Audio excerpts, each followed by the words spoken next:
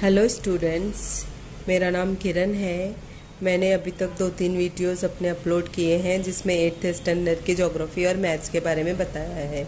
आज मैं बताने जा रही हूँ 8th ही स्टैंडर्ड का साइंस सब्जेक्ट जिसका फर्स्ट लेसन है living world and classification of microbes. अभी लिविंग वर्ल्ड क्या है, उसकी क्लासिफिकेशन क्या है और माइक्रो ऑर्गेनिजम्स क्या होते हैं, इसके बारे में इस लेसन में बताया गया है। तो सबसे पहले मैं आपको बता दूं कि बायोलॉजिकल क्लासिफिकेशन है क्या। तो बायोलॉजिकल क्लासिफिकेशन है कि जो छोटे छोटे माइक्रोब्स हैं, माइक्रो ऑर्गेनिजम्स हैं, पूरे वर्ल्ड में अराउंड 87 मिलियन स्पेसीज हैं। कितने? 87 मिलियन स्पेशीज है पूरे वर्ल्ड में।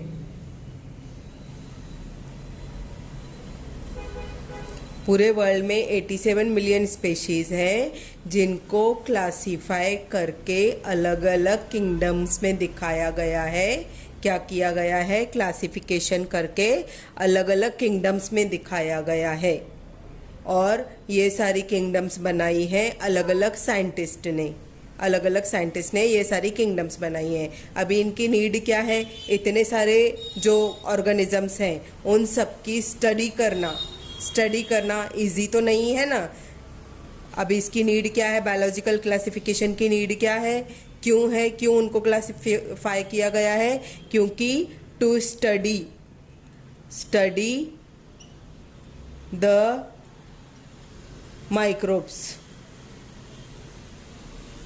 माइक्रोब्स की स्टडी करने के लिए बायोलॉजिकल क्लासिफिकेशन दिया गया है। और ये क्लासिफिकेशन किस बेस पे दिया गया है? तो ये दिया गया है उनकी सिमिलैरिटीज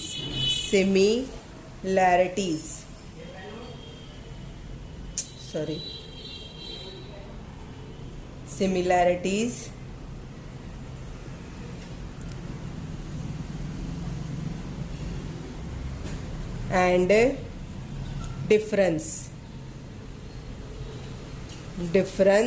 के बेस पे क्या किया गया है? In consideration of similarities and difference they are divided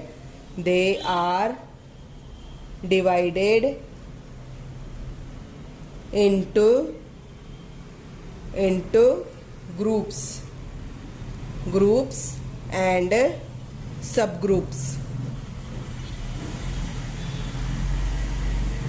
अभी बायोलॉजिकल क्लासिफिकेशन क्या होता है? तो होता है 87 मिलियन जो स्पेशीज हैं उन सब की स्टडी करने के लिए उनकी सिमिलैरिटीज और डिफरेंस के बेस पे उनको डिवाइड किया गया है ग्रुप्स एंड सब ग्रुप्स में, जिनको बोला गया है बायोलॉजिकल क्लासिफिकेशन। Okay, understand. अभी कौन कौन से साइंटिस्ट ने ये सारी क्लासिफिकेशन दी है तो वो मैं आपको बताती हूँ। सबसे पहले दिया है 1735 में कार्ल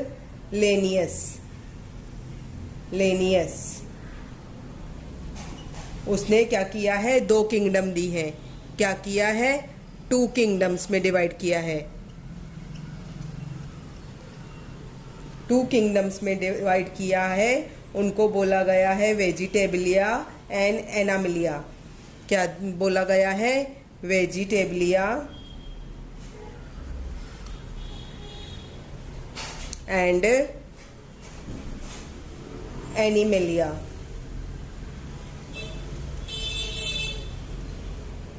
मतलब कुछ को डिवाइड किया गया था एनिमल्स में और कुछ को डिवाइड किया गया था प्लांट्स में और ये सारी चीज़ों में। ठीक है, सबसे पहले किसने किया था? कार्ल लिनियस ने 1735 में। और उसके बाद दिया था हैकल ने। किसने? हैकल ने 1866 में। इसने कितनी दी थी? 3 किंगडम्स दी थी। कितनी?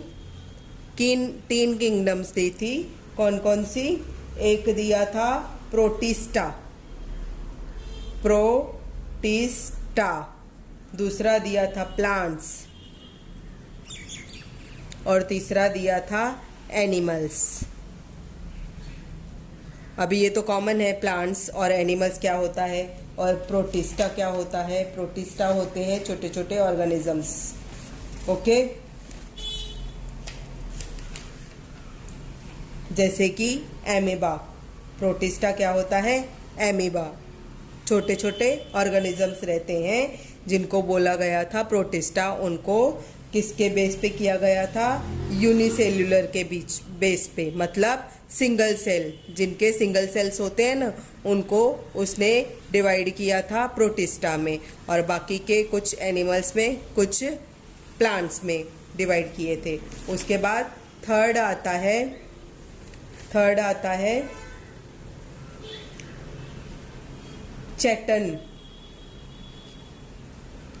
चैटन ने 2 ग्रुप्स बनाए थे। कितने, कभी 1925 में कितने ग्रुप्स दिए थे, 2 ग्रुप्स।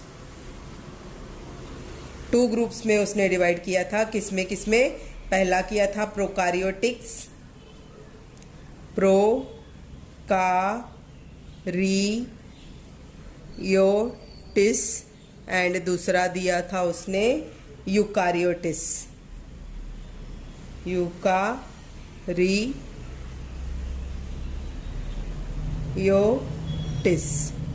ओके, समझ में आया। में 4th नंबर 1938 में किसने दिया था, कॉपलैंड ने। किसने, कॉपलैंड ने डिवाइड किया था उनको, लिविंग ऑर्गेनिजम्स को 4 किंगडम्स में। कितने, 4 किंगडम्स बताए थे। ये 4 किंगडम कौन से थे, पहला था मोनेरा, दूसरा था प्रोटिस्टा, और तीसरा था प्लांट्स, और चौथा था एनिमल्स। ओके, आया समझ में। 1938 में कॉपलैंड ने 4 किंगडम डिवाइड की थी। कौन सी, मोनेरा, प्रोटिस्टा, प्लांट्स और एनिमल्स। उसके बाद 1969 में किसने दिया था, रॉबर्ट विटकर।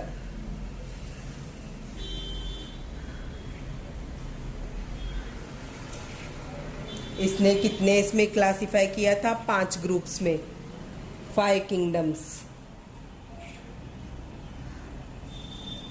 किंगडम्स। उसने भी यही दिए थे 4 पहले। मोनेरा दिया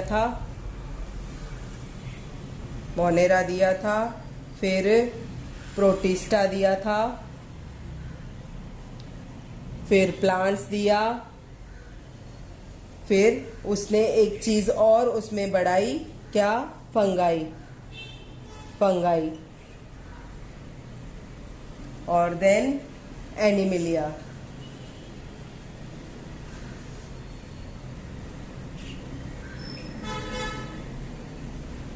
ठीक है, इसने ये सारी चीजें अलग अलग किंगडम में दिखाई। अभी ये कौन से बेस पे उसने किया था, कौन से बेस पे किया था, मैं आपको बताती हूँ नीचे। उसके पहले मैं वापस ये रिवाइज कर दूं कि 1735 ने कार्ल्स लिनियस ने 2 किंगडम बनाई, फिर हैकल ने 1866 में 3 किंगडम बनाई, चैटन ने 1925 में 2 ग्रुप बनाए, और 1938 में कॉपलैंड ने 4 किंगडम बनाई। उसके बाद 1969 में रॉबर्ट विटकर ने 5 किंगडम बनाई। ठीक है, आया समझ में। अभी इसको कौन से बेस पे उसने, रॉबर्ट विटकर ने बताया ये सारी चीज़ें, तो मैं आपको बता दूं। सबसे पहले उसने, अभी रॉबर्ट विटकर ने ये 5 किंगडम कौन से बेस पे बनाई, तो पहला उसने बनाया क्या, उसका क्राइटेरिया क्या क्या था कि सेल स्ट्रक्चर क्या है।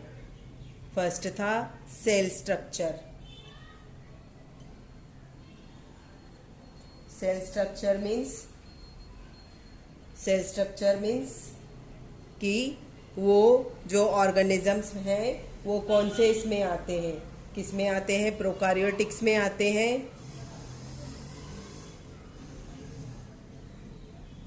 टिक्स में आते हैं या यूकारियोटिक्स में आते हैं।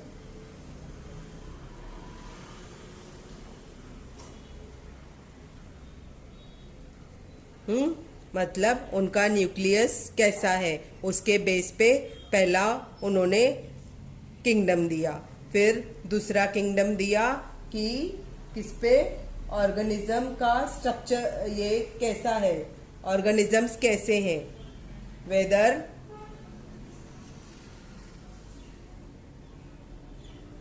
organisms are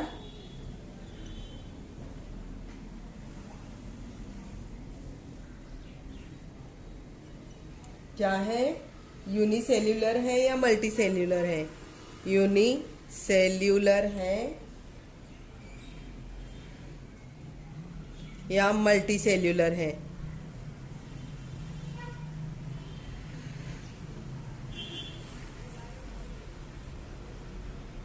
और तीसरा कौन सा बेस दिया उन्होंने कि उनका मोड ऑफ न्यूट्रिशन कैसा है, मोड ऑफ न्यूट्रिशन,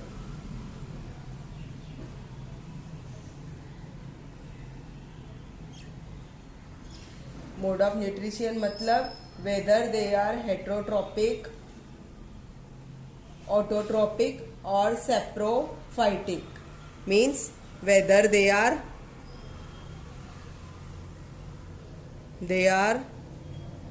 autotropics,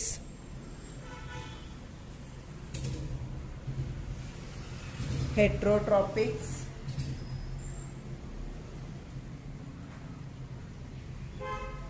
और saprophytic।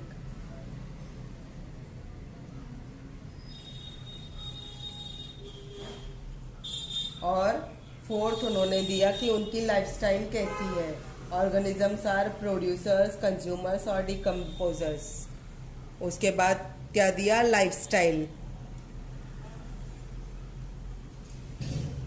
लाइफस्टाइल कैसी है, या तो वो प्रोड्यूसर्स होंगे, प्रोड्यूसर्स, या होंगे कंज्यूमर्स,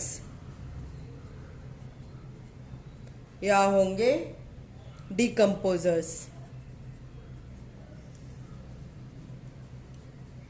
और लास्ट दिया कि it is the evolutionary history of organisms, means phylogenetic relationship उनका कैसा है, वो खुद बनते हैं या रिप्रोडक्शन होती है उनकी। ठीक है,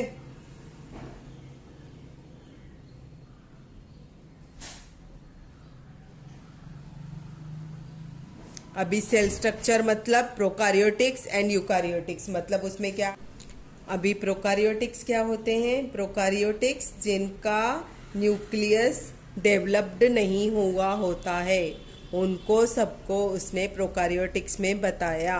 क्या, प्रोकारियोटिक्स मतलब nucleus is not well developed, और यूकारियोटिक्स मतलब न्यूक्लियस इज वेल डेवलप्ड। अभी प्रोकारियोटिक्स में उसने दिए सारे बैक्टीरिया, और यूकारियोटिक्स में क्या आते हैं, अलग अलग टाइप के, यूकारियोटिक्स में अलग अलग टाइप के फंगस वगैरह आते हैं। हाँ, प्रोकारियोटिक्स में आते हैं बैक्टीरिया और इसमें आते हैं फंगस। ठीक है, और उसके बाद ऑर्गेनिजम्स क्या हैं, यूनिसेल्यूलर हैं कि मल्टीसेल्यूलर हैं, मतलब सिंगल सेल वाले हैं या मैनी सेल्स वाले हैं, उसके बेस पे भी उन्होंने ग्रुप्स बनाए। उसके बाद मोड ऑफ न्यूट्रिशन, न्यूट्रिशन का मोड क्या है उनका, ऑटोट्रोपिक है, हेट्रोट्रोपिक है या सेप्रोफाइट्स है। अभी ऑटोट्रोपिक क्या होते हैं, ऑटोट्रोपिक ऑर्गेनिजम्स मतलब जो अपना फूड खुद बनाते हैं, ऑटोट्रोपिक मतलब मेक ओन फूड, अपना फूड बनाते हैं, उनको बोला गया ऑटोट्रॉपिक्स। और हेट्रोट्रॉपिक्स मतलब डिपेंड अपॉन अदर्स फूड। क्या? Depend upon other food, others food. और सेप्रोफाइटिक, सेप्रोफाइटिक क्या रहते हैं?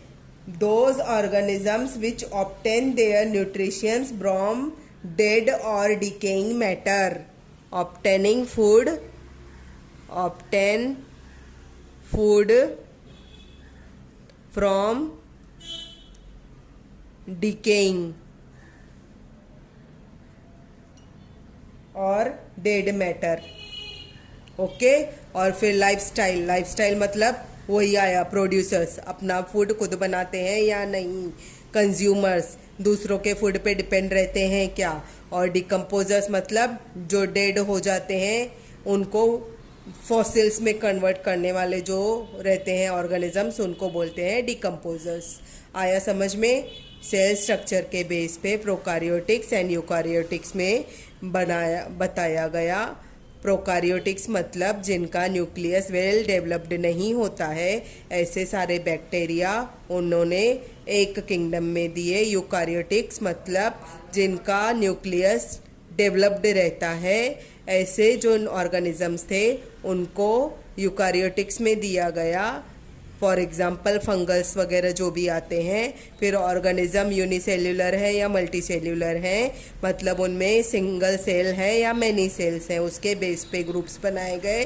फिर mode of nutritions, whether they are autotropics, heterotropics, saprophytic, ये सारी चीज़ें। मतलब ऑटोट्रॉपिक्स अपना फूड खुद बनाते हैं क्या, हेट्रोट्रॉपिक्स दूसरे पे डिपेंड हैं क्या, सेप्रोफाइटिक मरी हुई चीज़ों में से फूड ऑब्टेन करते हैं क्या। फिर lifestyle, producers, consumers and decomposers. Okay, understand? आया समझ में? अभी इसमें जो रॉबर्ट विटकर ने जो अलग अलग किंगडम्स बनाई, उनके कुछ मेरिट्स थे और कुछ डीमेरिट्स थे। मेरिट्स क्या थी कि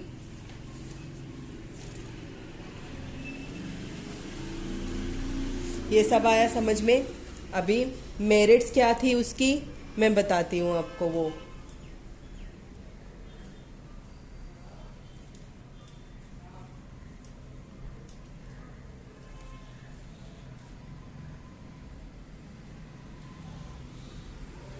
मेरिट्स थी मतलब कुछ फायदे भी थे, कुछ नुकसान भी थे, कुछ अच्छी बातें भी थी, कुछ बुरी बातें भी थी इसमें। तो मेरिट्स क्या थी कि ये ऑल ओवर बायोलॉजिकल इंस्टीट्यूट ने इसको क्या किया था, एक्सेप्ट किया था।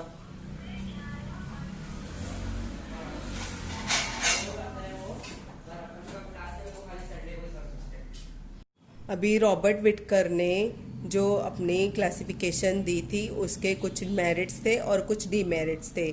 मेरिट्स थे कि इसको इंस्टीट्यूट ऑफ बायोलॉजी ने इजीली एक्सेप्ट किया था क्योंकि इसकी टेक्निक बहुत ही सिंपल थी। मतलब बायोलॉजिकल इंस्टीट्यूट जो था ना, उसमें ये जो अलग अलग किंगडम्स दी गई थी उनके बेस पे अलग अलग रिसर्चेस इजीली हो पा रहे थे। क्योंकि ये टेक्निक एकदम सिंपल थी। और डीमेरिट्स क्या थे कि जो छोटे छोटे माइक्रो ऑर्गेनिजम्स रहते हैं ना, उनको इजीली क्लासीफाई नहीं किया जा सकता था क्योंकि उनकी स्टडी बहुत डीपली करनी पड़ती थी। डीपली स्टडीज़ की वजह से उनको पर्टिकुलर ग्रुप में दिखाना है कि नहीं दिखाना है, वो सही है कि नहीं सही है, ये थोड़ा हार्ड हो रहा था। इसके लिए वो उसकी डीमेरिट थी। Okay, understand? अभी ये मैंने इतना बता दिया आपको। नेक्स्ट लेक्चर में मैं आपको ये लेसन का और बताऊंगी। तब तक के लिए बाय।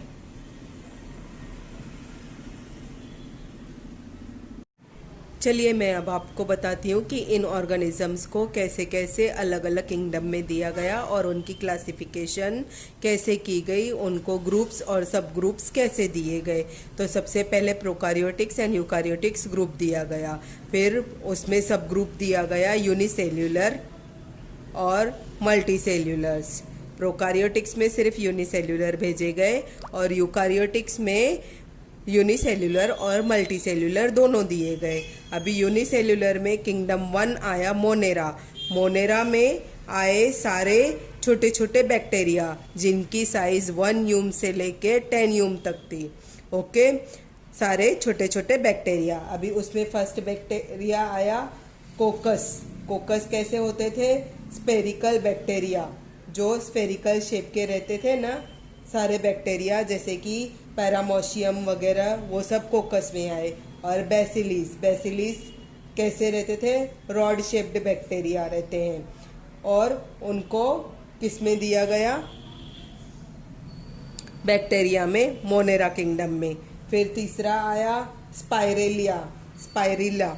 स्पाइरिला में कौन कौन से आते हैं?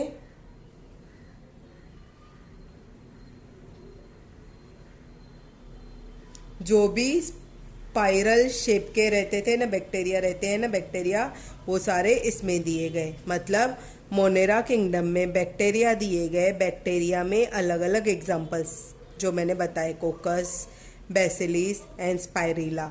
अभी यूकारियोटिक्स में आया यूनिसेल्यूलर एंड मल्टीसेल्यूलर। यूनिसेल्यूलर में किंगडम 2 दिया गया जिसमें आया प्रोटिस्टा। प्रोटिस्टा में ऐसे जीव, ऐसे माइक्रो ऑर्गेनिजम्स जो पॉन्ड्स में, ओशियन में, लेक में रहते हैं, उन सबको प्रोटिस्टा में दिया गया दूसरी किंगडम में। ओके, अभी उसमें क्या क्या आता है? यूग्लिना आता है, एमेबा आता है, और ये कैसे रहते हैं? यूनिसेल्यूलर रहते हैं ये ऑर्गेनिजम्स। ठीक है, और उसके बाद दिया गया मल्टीसेल्यूलर को किंगडम 3, 4 एंड 5। 3 किंगडम एक ही में आए मल्टीसेल्यूलर में।